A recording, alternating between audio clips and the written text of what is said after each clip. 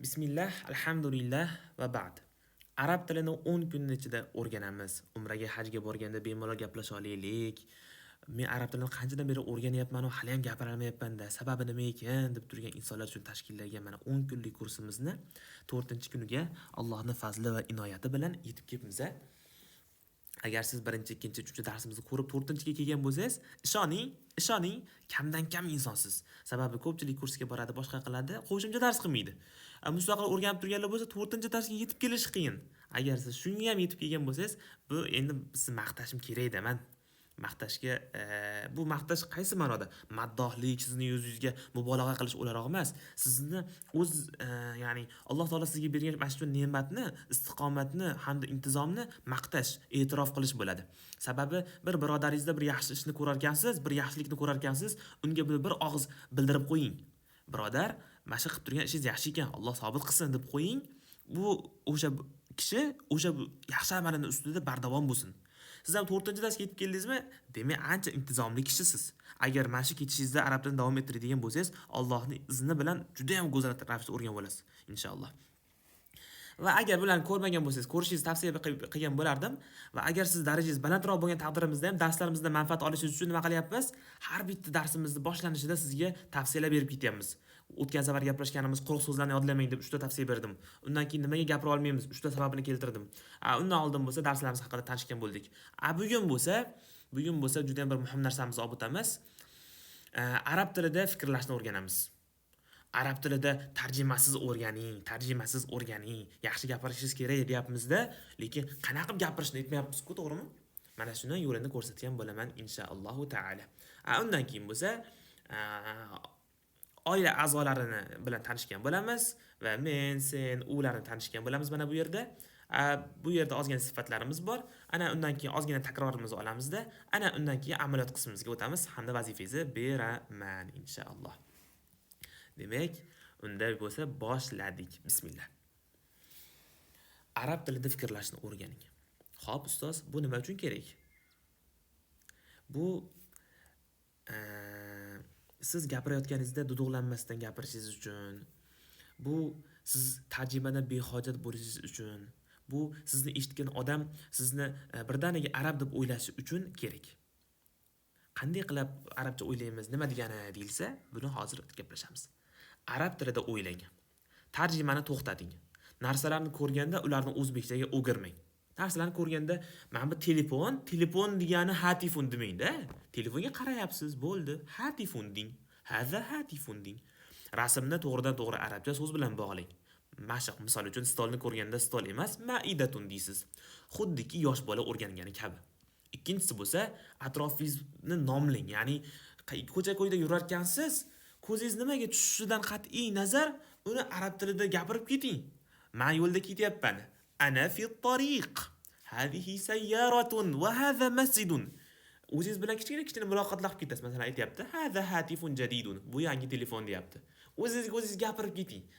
Sizni ko'rgan odam ichiga jin kiryapti deb o'ylasin. Lekin siz arab tilini o'rganib olyapsizmi? Qaddan o'rgansiz siz. Uchinchisi bo'lsa, his qiling va ayting.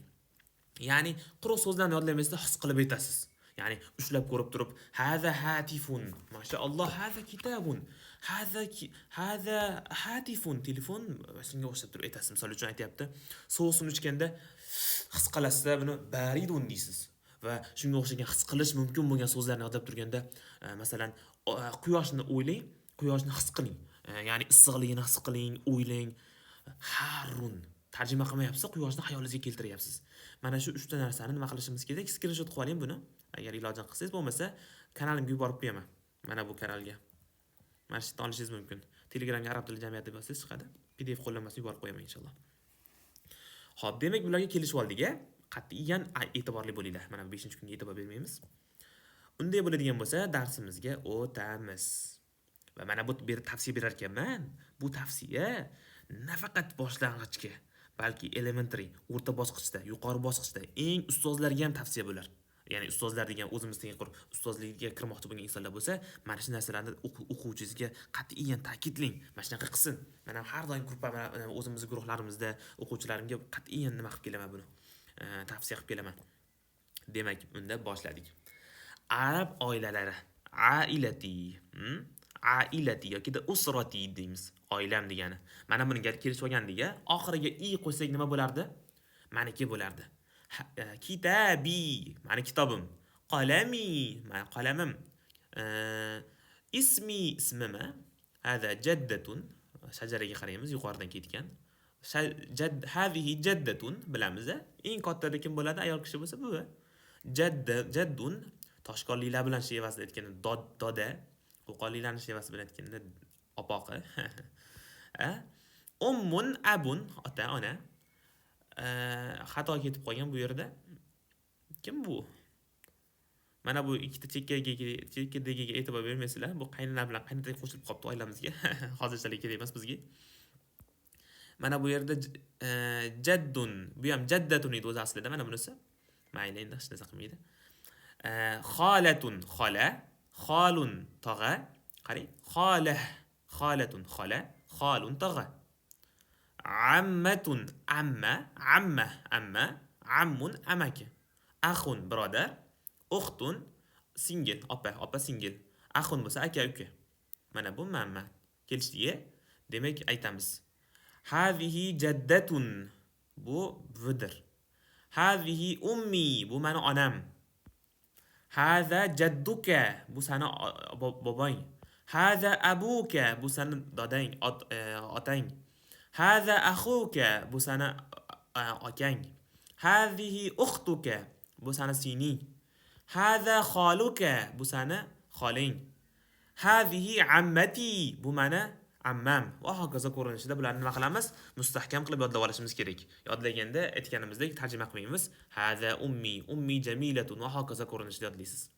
Barakallohu fikum. Ana undan keyin bo'lsa sifatlar kerak endi bizga.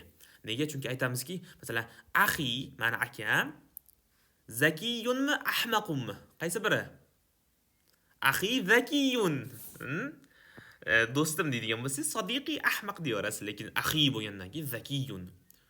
Akhi zakiyun, laysa ahmaq, ahmaq emas, balki zakiy. Tushundingmi?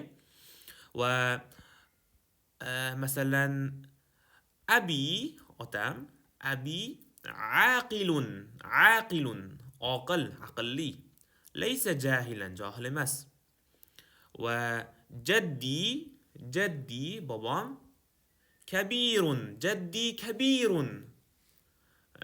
Kabirun degani mana bu tarjimasini ko'ryapsiz bular. Tarjima emas, tushunib olingda. Kabirun. Sag'irun degani kichkinacha. Kichkina degani. Tushundingmi? Bularni nima qilamiz? Yodlab olamiz. Bir-biriga jumla tuzib bog'laymiz bir-birini. Xo'p, ana undan keyin bo'ladigan bo'lsa, zamirlar. Men, sen, u, ular deyishni bilib olishimiz kerak. Mana shuni screenshot qilib olsangiz bo'ladi. Bo'lmasa Telegram kanaliga o'tib turib oling. Ana, man degani. Masalan, aytamanki, ana ustazun, ana talibun, ana sa'id, ana muallimun, ana muhandisun, ana tabibun, ana bo'lsin, ana mudarrisun, ana mudirun. Man kimmandirman, ha? Sen kimsan deydigan bo'lsak, man anta deydigan bo'lsak, ma degan nima degan edi? Man anta, sen kimsan? Ana mudirun. Nima gaping bor? Men mudirman. Anta degani o'g'il bolaga san. Anti degani bo'lsa qiz bolaga san degani. Huwa, u erkak kishiga, hiya u ayol kishiga. Masalan, aytamizki, bu meni onam, u tabibadir deymiz.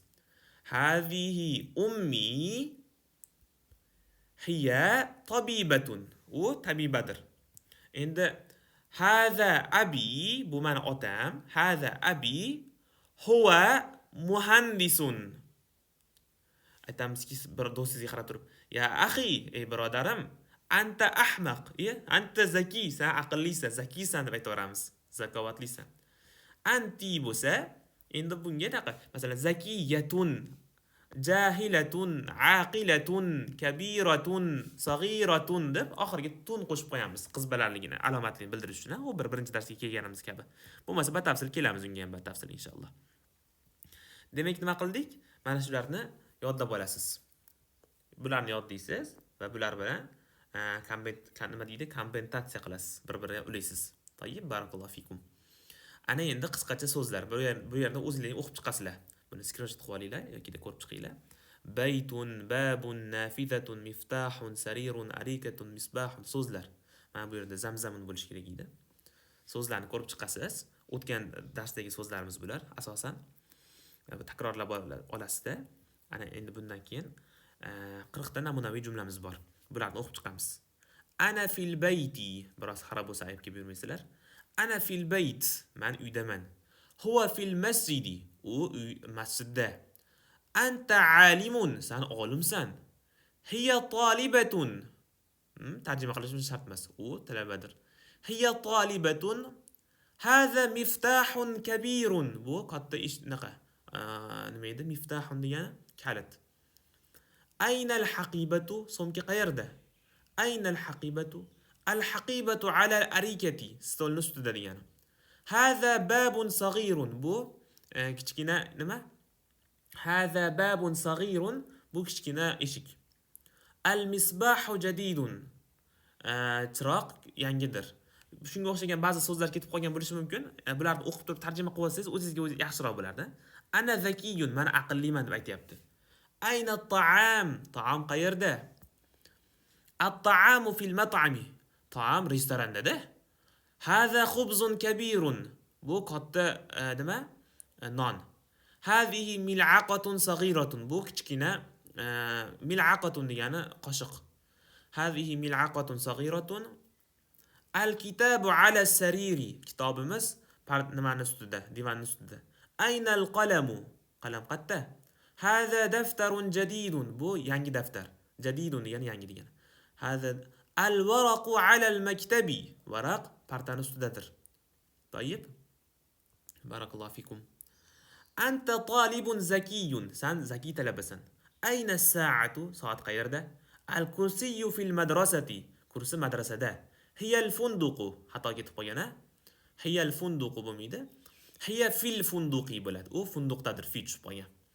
Mana bu yerda to'g'rilanib kelgan. Ana muallimun. Men muallimman. As-sama'u kabiratun. Kabiratun emas, kabirun bo'ladi. Samo, osmon kattadir. Ash-shamsu fis-sama'i. Shams osmondadir. Ayna al-qamaru? Qamar qayerda? Huwa fis-suqi. U bozorda. At-tariqu kabirun. Yo'l kattadir. Hada mushafun kabirun. Hada mushafun kabirun. Bu katta mushafdir deyapti. Tayyib. Al-miswaku saghirun. Miswak kichkinadir. Hal hada funduqun? La la. Yo'q, bu funduq emas deyapti.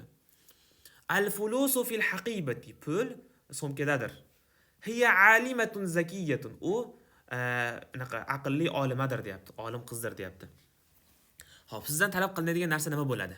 Sizdan talab qilinadigan narsa asosan mana shu so'zlarni bir-biriga ulagan holatda, jumla tuzgan holatda yodlashingiz kerak bo'ladi.